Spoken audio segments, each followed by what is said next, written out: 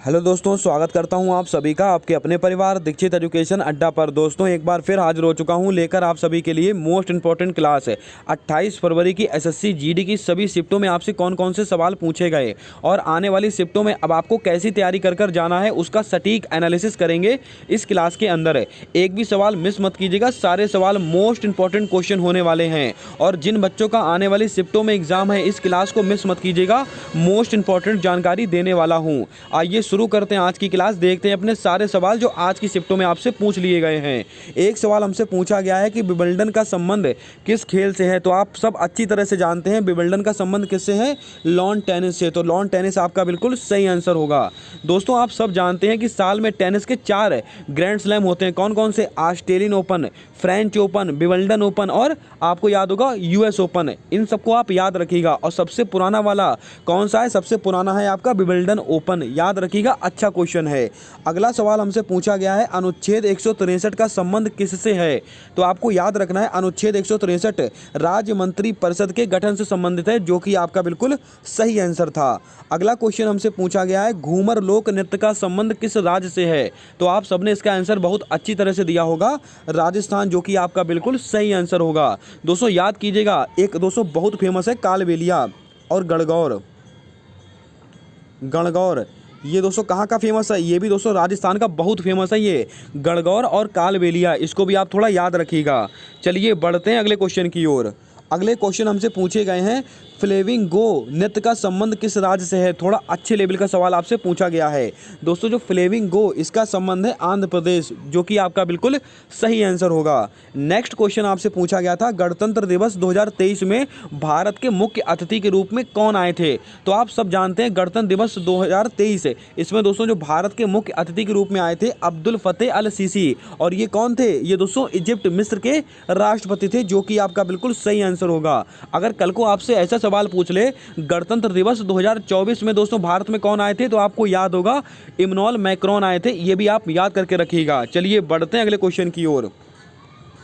महात्मा बुद्ध को ज्ञान की प्राप्ति किस वृक्ष के नीचे हुई थी। बिल्कुल बच्चों वाला सवाल है दोस्तों, आप सब जानते हैं पीपल के वृक्ष के नीचे हुई थी, जो कि आपका बिल्कुल सही आंसर होगा। अब दोस्तों आप जल्दी से बताइएगा महात्मा बुद्ध के बचपन का क्या नाम था। जल्दी से कमेंट कर इसका आंसर आपको देना है। नेक्स्ट क्वेश्चन पूछा गया है छठी आर्थिक जनगणना कब हुई थी। दोस्तों जो छठी आर्थिक जनगणना है वो वर्ष 2013 में हुई थी। तो इसको आपको राइट आंसर क्या होगा? वर्ष 2013। नेक्स्ट क्वेश्चन हमसे पूछा गया है भारत रत्न प्राप्त करने वाली पहली महिला संगीतकार कौन है। तो दोस्तों कल की क्लास अगर आपने देखी हो और आज सुबह जो मैंने क्लास अपलोड की थी, अगर आपने वो क्लास ना देखी हो तो आप क्लास देखकर चले जाइएगा। 8 से 10 क्वेश्चन आपको हूबहू वहां से देखने को मिलेंगे।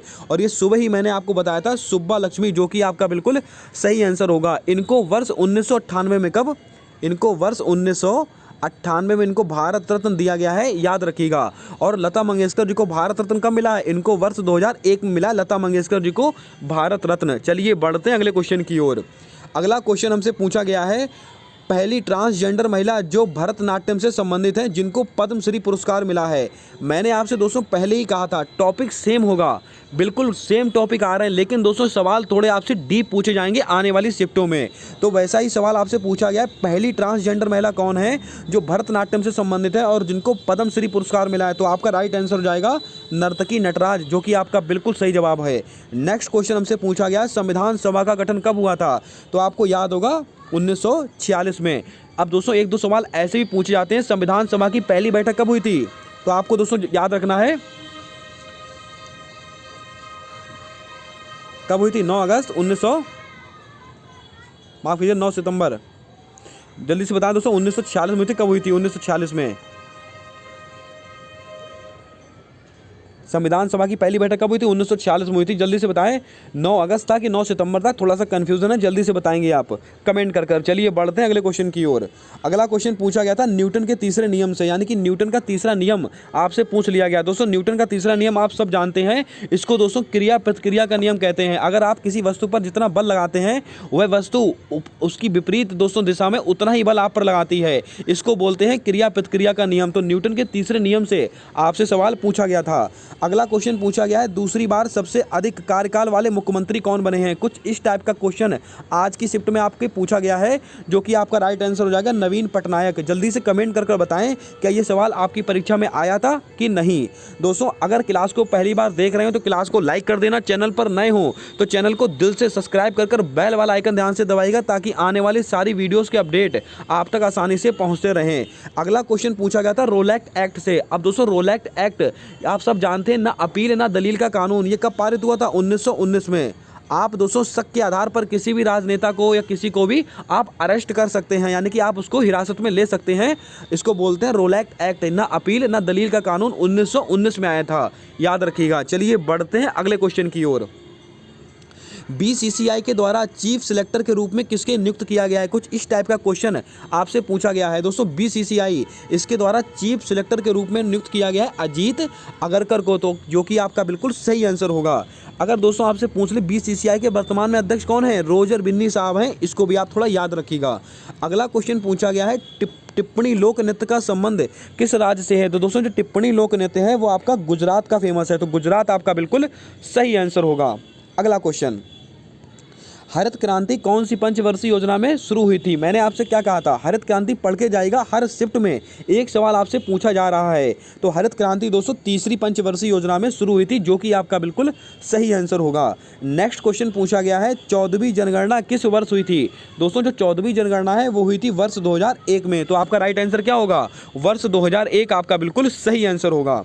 अगला क्वेश्चन, वर्ष 2011 की जनगणना के अनुसार 0 से 6 वर्ष के बच्चों का लिंगानुपात कितना था। यहाँ पर दोस्तों वर्ष 2011 की जनगणना के अनुसार 0 से 6 वर्ष के लिंगानुपात पूछा गया है, जो कि आपका राइट आंसर होगा 919। दोस्तों धीरे धीरे दोस्तों सवाल के लेवल थोड़े बढ़ाए जा रहे हैं, यानी कि जनगणना से आप थोड़ा डीप पढ़ के जाइएगा, आपको 100% बहुत फ़ायदा मिलने वाला है। अगला क्वेश्चन पूछा गया कि एटीएम इसकी फुल फॉर्म क्या होती है, ऑटोमेटेड टेलर मशीन, किस क्षेत्र के अंतर्गत आते हैं। तो दोस्तों जो बैंकिंग प्रणाली होती है वो दोस्तों तृतीय क्षेत्र के अंतर्गत आएगी। तो दोस्तों बैंकिंग में क्या आता है, नेट। तो दोस्तों ये एटीएम भी आ जाएगा। तो आई थिंक इसका आंसर तृतीय क्षेत्र होगा, जो कि आपका बिल्कुल सही आंसर होगा। चलिए बढ़ते हैं अगले क्वेश्चन की ओर। हाल ही में सरोज देवी का निधन हुआ है, वह किस नृत्य से संबंधित हैं। तो दोस्तों जो सरोज देवी हैं इनका संबंध है भरतनाट्यम। तो भरतनाट्यम आपका बिल्कुल सही जवाब होगा। अगला क्वेश्चन हमसे पूछा गया है पंडित शिव कुमार शर्मा का संबंध किस वाद्य यंत्र से है। तो दोस्तों जो पंडित शिव कुमार शर्मा और भजन सोपारी मैंने कई बार आपको बताया, ये दोस्तों किससे संबंधित है, संतूर वादक है। इसको भी आप याद रखिएगा, अति महत्वपूर्ण क्वेश्चन है, हो सकता है दोबारा रिपीट हो जाए। आइए चलते हैं अगले क्वेश्चन की ओर। राष्ट्रपति के अध्यादेश जारी करने की शक्ति किस अनुच्छेद में है। ये सवाल जब मैंने आपको राष्ट्रपति के बारे में बताया था तब ये सवाल मैंने आपको बताया। आर्टिकल 123 में राष्ट्रपति के अध्यादेश जारी करने की शक्ति है। अगर अगली शिफ्ट में आपसे पूछ ले कि राज्यपाल की अध्यादेश जारी करने की शक्ति आर्टिकल 213 में है। किसमें, आर्टिकल 213 में है राज्यपाल के अध्यादेश जारी करने की शक्ति। और दोस्तों आपको याद होगा राज्यपाल का क्षमादान कौन से आर्टिकल में है, आर्टिकल 161। और याद रखिएगा जो राज्यपाल होता है वो मृत्यु दंड को माफ नहीं कर सकता है। और राष्ट्रपति का क्षमादान कौन से आर्टिकल में है, आर्टिकल नंबर 72। चलिए बढ़ते हैं नेक्स्ट क्वेश्चन की ओर। संविधान सभा में भारत सरकार के कितने अंग हैं। तो दोस्तों भारत सरकार के 3 अंग हैं। कौन कौन से, न्यायपालिका, कार्यपालिका और विधायिका। चलिए बढ़ते हैं अगले क्वेश्चन की ओर। दोस्तों आत्मसम्मान आंदोलन की शुरुआत किसके द्वारा की गई थी। कुछ इस टाइप का क्वेश्चन आपकी परीक्षा में आज पूछा गया है। तो जो आत्मसम्मान आंदोलन है इसकी शुरुआत हुई थी रामास्वामी नायकर के द्वारा की गई थी, जो कि आपका बिल्कुल सही आंसर होगा। अब दोस्तों याद कीजिएगा कुछ महत्वपूर्ण समाज जो मैंने कई बार आपको नोट कराए हैं। आपको दोस्तों याद होगा सत्यशोधक समाज, इसकी स्थापना कब हुई थी, 1873 ईस्वी में सत्यशोधक समाज की स्थापना हुई थी। अब किसने की थी, तो आपको याद होगा दोस्तों महात्मा ज्योतिबा फुले ने की थी सत्यशोधक समाज की स्थापना। और 1875 में दोस्तों किसकी स्थापना हुई थी, आर्य समाज की स्थापना। 1828 में किसकी स्थापना हुई थी, ब्रह्म समाज की स्थापना। और 1867 में किसकी स्थापना हुई है, जल्दी से बताएं। 1867 में किसकी स्थापना हुई है, आई थिंक प्रार्थना समाज की स्थापना हुई है 1867 में। और किसने की है, आत्माराम पांडुरंग। इसको भी आप थोड़ा याद रखिएगा, ये समाज भी आपकी परीक्षाओं में पूछे जाने वाले सवाल हैं। चलिए बढ़ते हैं अगले क्वेश्चन की ओर। अगला क्वेश्चन पूछा गया है, मौर्य साम्राज्य की राजधानी पाटलिपुत्र का वर्तमान में क्या नाम है। बहुत अच्छा सवाल है दोस्तों, हिस्ट्री से रिलेट कर आपसे पूछा है। तो जो मौर्य साम्राज्य की राजधानी क्या थी, पाटलिपुत्र। सबसे पहला क्वेश्चन तो यही बनता है। और ये दोस्तों इसका वर्तमान में क्या नाम है, इसको हम वर्तमान में पटना के नाम से जानते हैं। अगला क्वेश्चन पूछा गया है, आवर्त सारणी में वर्ग और आवर्त कितने हैं। तो दोस्तों 18 वर्ग हैं, 7 आवर्त हैं, जो कि आपका बिल्कुल सही जवाब होगा। बढ़ते हैं अगले क्वेश्चन की ओर। शोभना नारायण का संबंध किस शास्त्रीय नृत्य से है। तो दोस्तों जो शोभना नारायण है वो कथक से संबंधित हैं। आपको याद होगा, शोभना नारायण, पंडित बिरजू महाराज, सितारा देवी, लक्षू महाराज, इन सबका संबंध किससे है, कुमुदनी लखिया, सबके सब दोस्तों कथक से संबंधित हैं। नेक्स्ट क्वेश्चन पूछा गया है, राजीव गांधी खेल रत्न पुरस्कार का नाम बदलकर क्या किया गया है। तो राजीव गांधी खेल रत्न पुरस्कार का नाम बदलकर मेजर ध्यानचंद खेल रत्न पुरस्कार कर दिया गया है।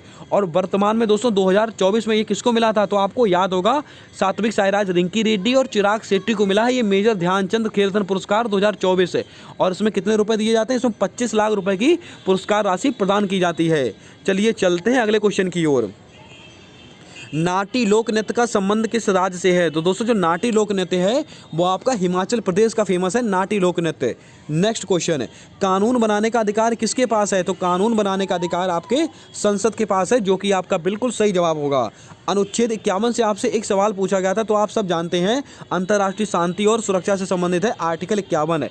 अगर आपसे पूछ ले आर्टिकल 51A, इसमें क्या है, मौलिक कर्तव्यों का उल्लेख है। अब आपसे पूछ ले 11वां मौलिक कर्तव्य संविधान में कब जोड़ा गया। तो आपको याद होना चाहिए 86वां कॉन्स्टिट्यूशन अमेंडमेंट, यानी कि 86वां संविधान संशोधन वर्ष 2001, इसके द्वारा हमारे संविधान में 11वां मौलिक कर्तव्य जोड़ा गया था।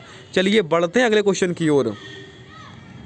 टी वाला सरस्वती का संबंध किस शास्त्रीय नृत्य से है। तो आपको याद है भरतनाट्यम आपका बिल्कुल सही जवाब होगा। यामिनी कृष्णमूर्ति, नर्तकी नटराज, मृणालिनी साराभाई, रुक्मणी देवी अरुणडेल, पद्मा सुब्रमण्यम, इन सबका संबंध किससे है, सबके सब ये भरतनाट्यम से संबंधित हैं। सुबह वाली क्लास आप जरूर देख के जाइएगा। मैंने वहाँ पर दोस्तों most important static GK cover की है। उसके अंदर मैंने जितने भी शास्त्रीय नृत्य हैं और उनसे संबंधित जो उसके कलाकार हैं वो, और सभी दोस्तों राज्य के लोक नृत्य, और दोस्तों सभी महत्वपूर्ण वाद्य यंत्र और उनके वादक, सारा दोस्तों कवर किया है केवल एक क्लास के अंदर। उस क्लास को आपको देख कर जाना है, मस्ट इंपॉर्टेंट क्लास होने वाली है आपकी आने वाली सभी एसएससी की परीक्षाओं के लिए। अगला क्वेश्चन पूछा गया है, मोहन वीणा का जनक किसको माना जाता है। तो दोस्तों मोहन वीणा है, इनके जनक माने जाते हैं विश्व मोहन भट्ट, जो कि आपका बिल्कुल सही जवाब होगा। बढ़ते हैं नेक्स्ट क्वेश्चन की ओर। वर्ष 1951 में ग्रामीण साक्षरता दर कितनी थी। कुछ इस टाइप का सवाल आपसे पूछा गया था। तो वर्ष 1951 में जो ग्रामीण साक्षरता दर थी वो लगभग 18% थी। दोस्तों इसको आप रीचेक कर लेंगे अपने आप, लगभग 18% के आसपास जो परसेंटेज आपके ऑप्शन में दिया रहे वही आपका बिल्कुल सही आंसर होगा। AFC का संबंध किस खेल से है। तो दोस्तों AFC का संबंध है फुटबॉल से, जो कि आपका बिल्कुल सही जवाब हो जाएगा। अगला क्वेश्चन पूछा गया है, नवरोज उत्सव का संबंध किस धर्म से है। तो आप सब जानते हैं नवरोज दोस्तों पारसी धर्म का त्यौहार है, तो पारसी आपका बिल्कुल सही जवाब होगा। BPCL का ब्रांड एम्बेसडर किसको नियुक्त किया गया है। तो दोस्तों BPCL का ब्रांड एम्बेसडर नियुक्त किया गया है राहुल द्रविड़ को, जो कि आपका बिल्कुल सही आंसर होगा। अब एक क्वेश्चन आपके लिए होमवर्क का मैं दे रहा हूं, जल्दी से बताएं चुनाव आयोग का ब्रांड एम्बेसडर किसको नियुक्त किया गया है। इसको सर्च कीजिए और इसका आंसर कमेंट में मुझे बताइए।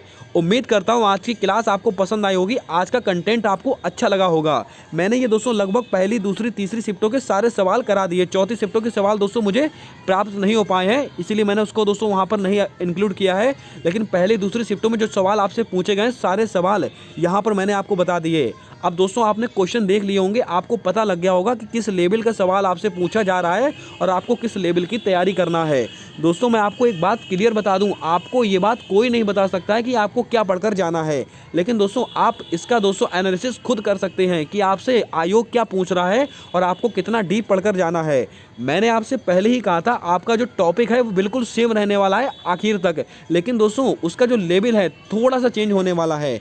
टॉपिक सेम है, थोड़ा सा अच्छे लेवल का पढ़ के जाएगा, आपको बहुत बेनिफिट मिलेगा। यानी कि आप ऐसे मान के चलिएगा अच्छे लेवल का पेपर आपसे पूछा जा रहा है, अगर आप पढ़ाई लिखाई की है आपने अच्छे से, तो 80 में से आप 70 से 75 क्वेश्चन बहुत आसानी से बना सकते हैं और दोस्तों आप अपना सिलेक्शन सुनिश्चित कर सकते हैं। अगर आपका आने वाली शिफ्टों में एग्जाम है तो एक नंबर नोट कर लीजिएगा आप, इसको 70 78 142 700, फिर से नोट कीजिएगा 70 78 142 717। ये हमारा व्हाट्सएप बिजनेस अकाउंट नंबर है। इसके ऊपर आप क्वेश्चन शेयर कर सकते हैं अगर आपको क्वेश्चंस याद रहते हैं, जिससे कि आने वाली सीटों में जिन बच्चों का एग्जाम है उनकी भी हेल्प हो सके। मिलते हैं आने वाली नेक्स्ट क्लास में, तब तक के लिए जय हिंद जय भारत दोस्तों। अपना सपोर्ट अपना प्रेम हमारे इस यूट्यूब चैनल के साथ हमेशा यूं ही बनाकर रखिएगा।